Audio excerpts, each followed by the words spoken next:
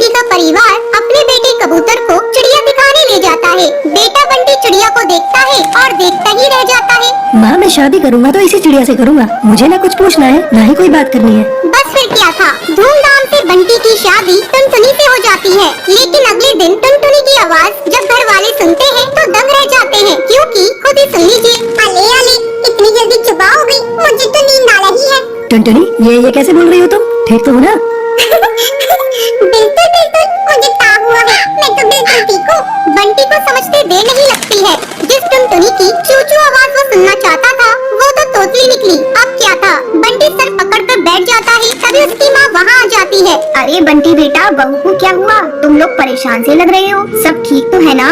बंटी कुछ बोलता उससे पहले ही टुनटुनी बोल पड़ती है। अरे चाचू माँ, कोई बात नहीं है, ये तो बिला वजह ही परेशान हो रही है। अरे ये तो तोतली है तोतली, मेरे तो भाग्य में फूट गए। तुझे ही तो लड़की की सूरत देखनी थी, देख ली। अब जीवन भर करो मेला बाबू मेला सोना। अरे माँ, तुम भी मजाक कर रही हो। मैं अपने दोस्तों के सामने से कैसे लेकर जाऊँगा?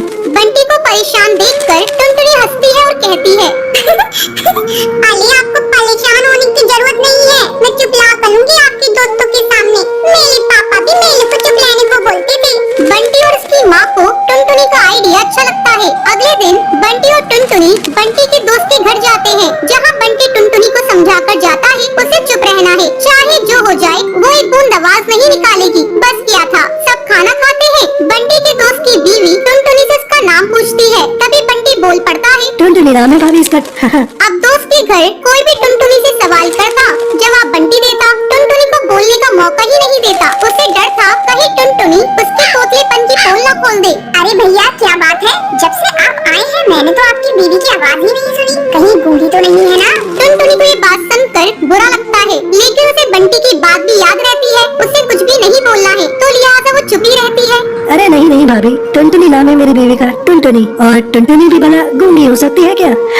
वो तो जरा शर्मीली और कम बोलने वाली है मेरी बीवी। सभी बंटी की बात पर यकीन कर लेते हैं, लेकिन उन लोगों के घर में एक बदमाश बच्चा होता है जो लगातार टुनटुनी को देख रहा होता है। वो सोचता है कैसे भी करके वो टुनटुनी की आवाज सुनकर ही रहेगा। बस फिर क्या था, बच्चा प्लास्टिक के चूहे पर चाबी भरकर उसे टुनटुनी के पैर के नीचे छोड़ देता है। जैसे ही नकली चूहा जाकर टुनटुनी के पैर से टकराता है तो टुनटुनी जोर जोर से चिल्लाने लगती है, अरे चूहा चूहा पकड़ो पकड़ो, चूहा निकाल लिया।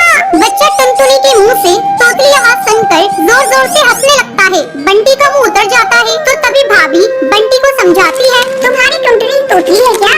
हाँ भाभी भैया, मैंने तो बस इसकी सुंदरता देखी, इससे कोई सवाल जवाब करना भी जरूरी नहीं समझा। लेकिन शादी के बाद मुझे पता चला कि ये तो तोतली है। अरे कोई बात नहीं बंटी भैया, अब तोतलापन का इलाज है, आप ना इसे अच्छे डॉक्टर को दिखाइए, इसका इलाज संभव है। अच्छा भाभी, फिर तो मैं कल ही इसे डॉक्टर के पास लेकर जाऊंगा और फिर मेरी टुनटुनी सच में कोयल की तरह बोलेगी। बंटी कबूतर टुनटुनी को डॉक्टर के पास लेकर जाता है। कुछ ही महीनों बाद टुनटुनी बिल्कुल ठीक हो जाती है। बंटी जी, आपका बहुत बहुत शुक्रिया, आज आपकी वजह से मेरा तुतलानापन दूर हो गया और मैं अच्छे से बोल पा रही हूँ। अब वो तीनों एक साथ खुशी खुशी रहते हैं। टुनटुनी चिड़िया अपने माँ बाप और अपनी छोटी बहन पिंकी चिड़िया के साथ रहती थी। टुनटुनी अपनी छोटी बहन को बहुत प्यार करती थी। उसके माँ बाप किसान थे। जब वो खेत पर काम करने चले जाते थे तब टुनटुनी अपनी बहन की देखभाल करती थी।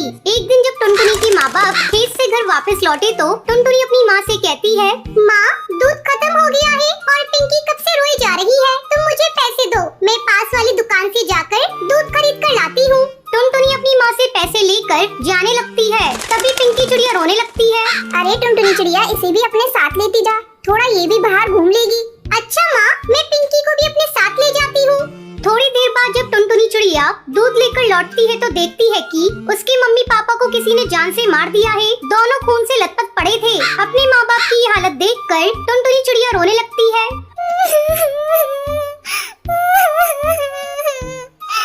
माँ, पिताजी, आपकी ये हालत किसने कर दी? उठो ना, ये देखो, मैं पिंकी चिड़िया के लिए दूध लेकर आ गई। टुनटुनी चिड़िया की रोने की आवाज सुनकर हरी काकी वहाँ आती है। हरी काकी, देखो ना, मेरे मम्मी पापा को किसी ने बड़ी बेरहमी से मार दिया। आपने किसी को मेरे घर आते देखा था? नहीं टुनटुनी चिड़िया, मैंने किसी को तेरे घर आते नहीं देखा, लेकिन तू कहाँ थी? मैं पिंकी चिड़िया के लिए दूध लेने गई थी। ये बहुत रो रही थी हरी काकी, इसलिए मैं इसे अपने साथ ले गई थी और जब लौट कर आई तो मम्मी पापा को इस हाल में देखा। मत रो टुनटुनी चिड़िया, अगर तू इस तरह हिम्मत हारेगी तो तेरी बहन को कौन देखेगा। हम सब तेरे साथ हैं। टुनटुनी चिड़िया, अगर किसी बात की जरूरत हो तो हमसे कहना। इस तरह कई दिन गुजर जाते हैं। घर में रखा सारा अनाज भी खत्म हो चुका था। खेत में लगी हुई फसल भी बिना देखभाल के सूख चुकी थी। एक दिन टुनटुनी चिड़िया अपने खेत पर जाती है और खेत में लगी हुई फसल सूखी देखकर रोने लगती है। क्या करूं? घर में अनाज का एक भी दाना नहीं है और माँ पिताजी ने जो फसल लगाई थी वो भी सूख चुकी है। अब दोबारा से खेत में फसल उगानी होगी। टुनटुनी चिड़िया 2 दिनों तक लगातार खेत की सफाई करती है। चलो खेत की सफाई हो गई, अब इसमें कुछ बीज लाकर बिखेर देती हूँ। टुनटुनी चिड़िया अपने घर जाती है, तभी रास्ते में उसे बंटी कबूतर मिलता है। बंटी कबूतर टुनटुनी चिड़िया का बहुत अच्छा दोस्त होता है। वो टुनटुनी से कहता है, अरे टुनटुनी चिड़िया, ऐसे उदास होकर तुम कहाँ जा रही हो? मुझे अपनी परेशानी बताओ। बंटी, मेरे माँ बाबा नहीं रहे और अब मैं अपनी बहन के साथ इस जंगल में अकेली हूँ। खाने को एक भी दाना नहीं है, बस अपने खेत के लिए कुछ बीज लेने जा रही थी। इतना सब हो गया टुनटुनी चिड़िया, और तूने मुझे बताया नहीं? ये ले कुछ अंडों के जादुई बीज, तू इसे अपने खेत पर बिखेर देना। मेरे तो ये किसी काम के नहीं, क्योंकि मैं अंडे खाता नहीं। मैं शहर के जंगल गया था तो मुझे एक जादूगरनी ने दिए थे। तुम्हारा बहुत बहुत धन्यवाद। अब मैं इन बीजों को ही अपने खेत में बिखेर देती हूँ। अब टुनटुनी चिड़िया अपने मम्मी पापा की तस्वीर देखकर कहती है, आज हम लोग खेत में अंडों के जादुई बीज बिखेरने जा रहे हैं। आप लोग आशीर्वाद दीजिएगा कि हमारी फसल बहुत अच्छी हो। दोनों बहनें मिलकर खेत में अंडों के बीज बिखेर देती हैं। पिंकी चिड़िया और टुनटुनी चिड़िया मिलकर अपने खेत की अच्छी तरह से देखभाल करती है। कुछ दिनों बाद उनके खेत में अंडे की फसल लहराने लगती है। ये देख पिंकी चिड़िया, हमारे खेत में कितने अंडे उग गए हैं। अब अंडे बेचकर हमारी अच्छी कमाई होगी। आज अगर मम्मी पापा जिंदा होते तो बहुत खुश होते। दीदी, मुझे मम्मी पापा की बहुत याद आ रही है। मत रो पिंकी, मम्मी पापा जहाँ भी होंगे उनका आशीर्वाद हमारे साथ है। अंडे आ जाने के बाद पिंकी चिड़िया और टुनटुनी चिड़िया मिलकर अंडों को इकट्ठा करती हैं और उन्हें बाजार में जाकर बेच देती हैं।